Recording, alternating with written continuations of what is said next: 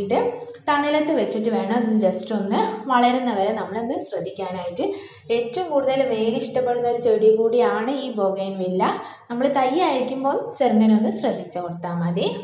ഈ ഒരു ജനുവരി മാസത്തിലാണ് ഇതിൽ ഏറ്റവും കൂടുതൽ നമുക്ക് പൂക്കൾ കിട്ടുന്നത്. ഇത് തണുപ്പുള്ള സമയത്താണ് ഇതിൽ നന്നായിട്ട് പൂക്കൾ ഉണ്ടായി കിട്ടുന്നത്. ഒരുപാട് കളക്ഷൻസ് ഉണ്ട്, ഇതിൻ്റെ പല വെറൈറ്റി പൂക്കളുണ്ട് നമുക്ക് മാർക്കറ്റിലൊക്കെ വാങ്ങിക്കാനായിട്ട് കിട്ടുന്നത്.